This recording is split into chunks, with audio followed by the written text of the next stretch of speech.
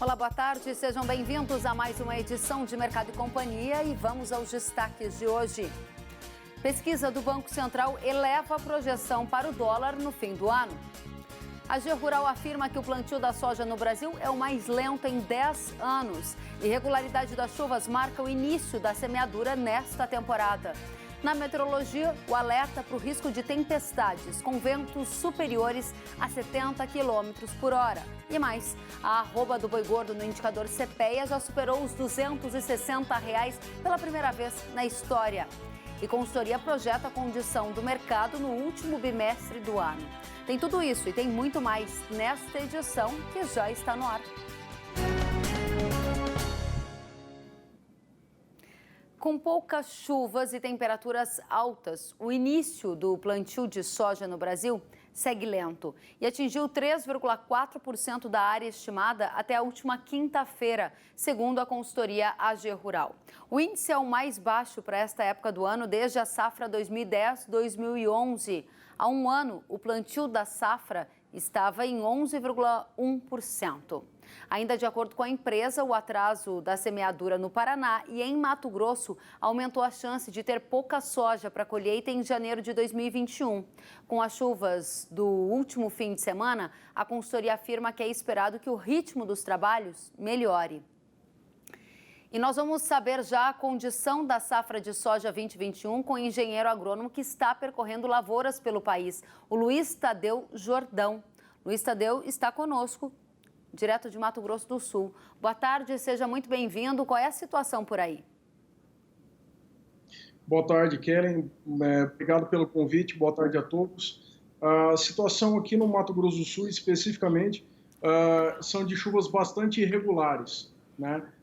Nesses últimos anos, nós tivemos, o ano passado também um atraso considerável no plantio, mas esse ano nós não tivemos chuvas nos últimos meses, né? E as chuvas que iniciaram nas últimas semanas estão bastante irregulares aqui em diversas regiões no país. Bom, e essa situação que a gente observa de preocupação com a lentidão da implantação da safra, é algo que te preocupa? Há quem fale já em quebra de produção. Você acha que é cedo para tratar disso? Kellen, com certeza é muito cedo. Tanto é que diversas regiões do país, a melhor janela de semeadura é justamente agora, né? O fato é que na última década, o produtor, o sojicultor, ele antecipou a janela de semeadura da soja para meados de setembro, final de setembro, começo de outubro, para viabilizar, num primeiro momento, o milho segunda safra com uma janela melhor, ou até mesmo o produtor no Mato Grosso, onde tem um sistema de produção de soja e algodão segunda safra, que hoje representa aí aproximadamente 60% a 70% de todo o algodão cultivado no país. Então, na verdade, o sojicultor ele jogou essa janela para antecipação, para viabilizar a segunda safra. E do ponto de vista agronômico, e do ponto de vista tanto agronômico quanto econômico, pensando em viabilidade econômica e risco econômico da atividade agrícola, isso acaba sendo um aumento de risco do sistema de produção, né? Luiz, a gente acompanha essa sua preocupação sobre o aumento de risco da produção e quer saber justamente porque a gente começa com uma previsão do governo de uma safra recorde. É uma expectativa que, na sua avaliação, pode ser mantida? A gente quer saber, já que você está percorrendo as lavouras de soja pelo país, qual é o retrato hoje do plantio? Kellen, eu vou citar um exemplo. Na região de Balsas, onde nós temos um bolsão de atendimento a fazendas, nessa região, quando nós analisamos as projeções, a probabilidade climática, uma vez que modelos climáticos são equações, são modelos matemáticos pautados numa probabilidade, quando analisamos tanto o modelo americano quanto o modelo europeu, na região de Balsas, por exemplo, é para que a gente não tenha nenhum veranico nessa safra, para que a gente tenha uma safra com boa regularidade e distribuição de chuvas ao longo da safra, no Mato Piba, né? Tanto é que há regiões na Bahia que já choveu uma quantidade considerável e alguns produtores já iniciaram o plantio, até mais cedo do que anos passados, né? No Paraná, tem áreas que teve precipitação até o momento de 150 milímetros e áreas ao lado com 20, 30 milímetros. O que está acontecendo nessa safra, de fato, é uma irregularidade de chuvas muito grande no início da safra. né? Mas é muito cedo para a gente falar em quebra de safra, em hipótese alguma, tá? E tampouco um atraso muito maior dos últimos 10 anos, né? O fato é o seguinte, do ponto de vista agronômico, do ponto de vista de pesquisa, que é o nosso trabalho, nós tivemos o mês de julho, agosto e setembro muito seco, na maioria das regiões do país, e com uma temperatura muito alta. Isso fez com que os estoques de água no solo fossem reduzidos. E agora, nesse momento, nós vamos iniciar o plantio da soja em ambientes de produção que nós temos pouco estoque de água no solo. Isso significa risco agronômico, risco da atividade agrícola. É claro que você pode plantar no pó hoje e as chuvas começarem a se regularizar. Mas também você pode plantar no pó hoje e essas chuvas não se concretizarem e você ter que fazer o replantio, ainda mais nesse ano, especificamente nessa safra 2021, onde nós temos uma qualidade de semente muito aquém do desejado. Muito em função do reflexo da safra passada, no Rio Grande do Sul nós tivemos aí 2 milhões de hectares bastante prejudicados em termos de produtividade de soja pela seca severa que o Rio Grande do Sul teve, e muitas dessas lavouras eram campos de sementes para sementes utilizadas em Santa Catarina, no Paraná, no estado de São Paulo, e no Cerrado nós tivemos muita chuva na colheita. Então, esse ano, a nossa preocupação está muito pautada no replantio. Nós não temos uma disponibilidade de semente como nós tivemos ano passado, tampouco com qualidade. Isso faz com que a semente, de fato, ela acaba definindo o potencial de uma lavoura inicialmente. E aí que você soma todos esses fatores, a gente fala que, então, se entra no alto risco. Pois esse é um ponto muito importante para a gente, Luiz, porque aqui no Mercado e Companhia, o nosso objetivo sempre é antecipar, sinalizar o que vem pela frente. Você acabou de tocar em um ponto bastante importante, que é, sim, tem o risco climático que estamos acompanhando, sim, há uma lentidão na semeadura dessa safra comparado a outros anos ou a média histórica, mas há uma questão que pode ser a grande diferença desta para outra safra, que é a qualidade da semente e a disponibilidade de semente boa para quem hipoteticamente precisar fazer o replantio. Isso é que pode limitar a capacidade produtiva dessa nova temporada? Esse é o grande diferencial na sua avaliação? Para o produtor que busca alta produtividade, o produtor que busca médias 50, 60 sacos, que é um produtor hoje que praticamente as margens estão empatadas, é claro que nesse momento nós temos soja, preço de soja e de milho bastante atrativo, né? Mas nós sempre temos que trabalhar com a média histórica, para que a gente tenha projeções seguras dentro da atividade agrícola, né? Mas o potencial de uma lavoura, ele começa a ser definido pela genética que você utiliza. Então, muitas vezes, o fracasso no campo de produção de semente da safra anterior vai refletir na safra seguinte, que é o que está acontecendo há muitos anos.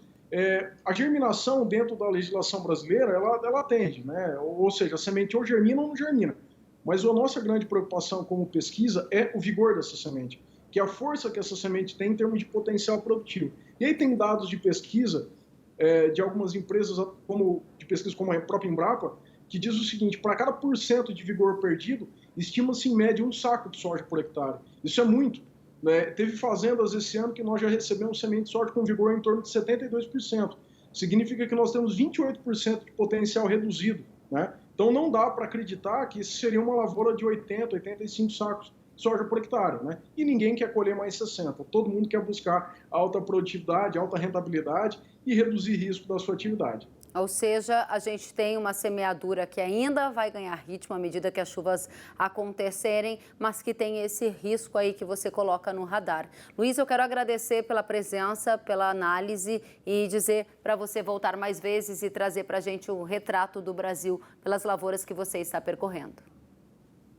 Kelly, nós que agradecemos e, em tempo, desejamos uma ótima safra a todos os produtores técnicos que nos assistem. A arroba do boi gordo no indicador CPEA superou os R$260 pela primeira vez na história. O indicador do boi gordo atingiu R$ 261,60 por arroba no indicador CPEA. Foi a primeira vez que a cotação superou os R$ 260 na série histórica. No ano, os preços já acumulam alta de 26,4%. E para o último bimestre de 2020, a tendência é de nova alta no mercado pecuário. A análise é do Fernando Iglesias, da Safras e Mercado. O mercado do boi gordo começa a semana de uma maneira um pouco de lado, um pouco lateralizada. Os frigoríficos operam com escalas de abate relativamente confortáveis, entre 4 a 5 dias úteis, dependendo da situação, mas de qualquer forma os preços estão muito firmes Brasil afora, apesar da incidência de contratos a termo, utilização de confinamento próprio, que beneficia os frigoríficos de maior porte, o mercado continua muito firme. A disputa por animais, principalmente aqueles que cumprem os requisitos para exportação ao mercado chinês, segue muito acirrada. Esse boi é muito demandado no mercado nesse momento e chegam a acontecer negócios no interior de São Paulo em até R$ 265 por arroba, somando todas as bonificações. Para o último bimestre especificamente, a tendência é de um movimento de alta ainda mais agressivo no mercado pecuário, em função do auge da demanda no mercado interno. Além disso, as exportações tendem a ser mais agressivas nesse período, em função das preparações da China para atender a demanda do seu principal feriado, que é o Ano Novo Lunar. A tendência é que eles repitam a estratégia de compra adotada no ano passado, em que o volume de embarques foi bastante agressivo. De qualquer maneira, os preços da carne também estão em patamar recorde no mercado interno, corte traseiro acima de R$ 19,00 por quilo, dianteiro acima de R$ 14,00 por quilo. Agora resta saber qual que é a capacidade de absorção do consumidor brasileiro para novas altas da carne bovina. Ao que tudo indica, não há espaço para reajustes ainda mais agressivos no mercado doméstico, dada toda a situação econômica que é complicada nesse ano de 2020 em função da pandemia.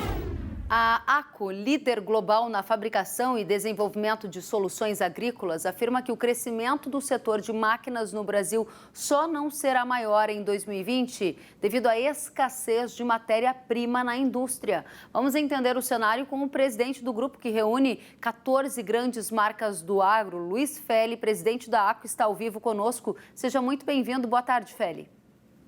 Kellen, boa tarde. Um prazer estar com você novamente. Muito obrigada pela companhia, especialmente para dizer para todos nós o que está acontecendo no mercado de máquinas agrícolas. Há apetite do produtor para investimentos, no entanto, há um desafio da escassez de matéria-prima para fazer a entrega de algumas máquinas? Exatamente, Kellen. Nós estamos vendo um momento bastante distinto em que você vê um crescimento muito robusto na venda a varejo, ou seja, a venda a agricultor, não acompanhado pela venda ao atacado, ou seja, a venda às concessionárias, aos revendedores, né? E a razão é muito simples, só para te dar alguns dados. Número 1, se a gente pegar as vendas a agricultor de tratores até o fechamento do mês de agosto, as vendas cresceram 18% em unidades em relação ao ano passado.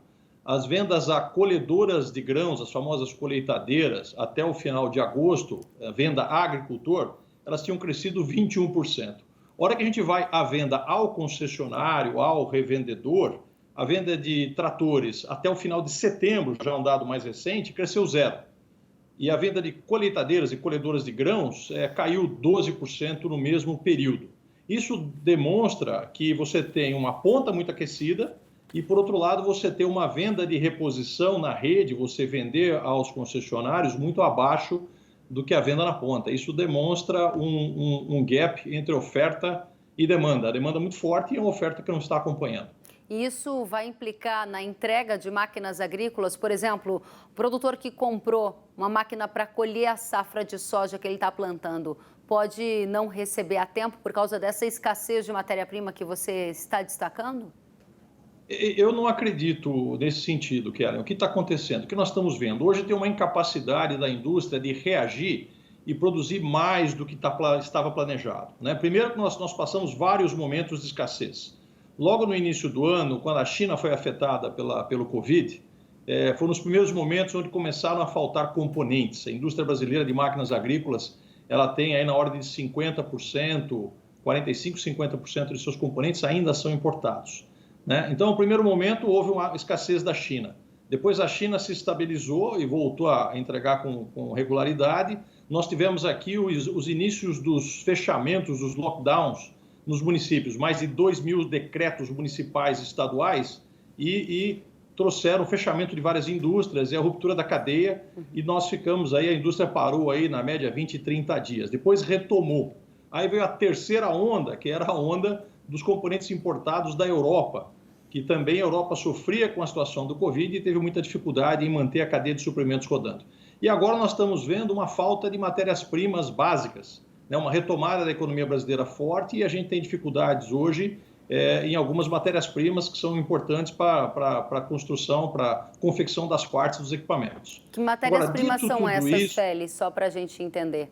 Hoje, por exemplo, aço. Aço hoje é um grande desafio. Hoje falta parafuso, hoje falta capô, né? O aço no mercado de revenda, o mercado de distribuição, os preços aí em relação a janeiro, não é esse o mercado que a indústria compra. A indústria automotiva compra todo dos fabricantes. Mas só para dar uma referência dessa escassez, preços de aço na revenda, na distribuição, que vende ao mercado, os preços subiram quase que dobraram em relação a janeiro. Isso demonstra muito claramente que você tem hoje uma escassez. Então, existe uma dificuldade no atendimento da própria indústria dessas matérias-primas. A regularização disso, a gente só espera no início do ano. Então, de agora até o final do ano, a gente vai ter aí um pouco de soluço em relação ao fornecimento de matérias-primas e, consequentemente, limita a capacidade da indústria de máquinas em aumentar a sua produção. Então, o que eu acredito, Kellen, os compromissos que foram assumidos com os agricultores vão ser cumpridos, com algum desafio, algum atraso, mas vão ser. Mas existe uma limitação da capacidade de um crescimento adicional que poderia ser obtido em função da demanda forte que nós estamos vendo a nível de agricultor. E para este ano você projeta quanto de crescimento para o setor de máquinas agrícolas? Então, o crescimento a nível de atacado, o número que a Anfávia divulga normalmente, tem uma projeção aí na ordem de 5%.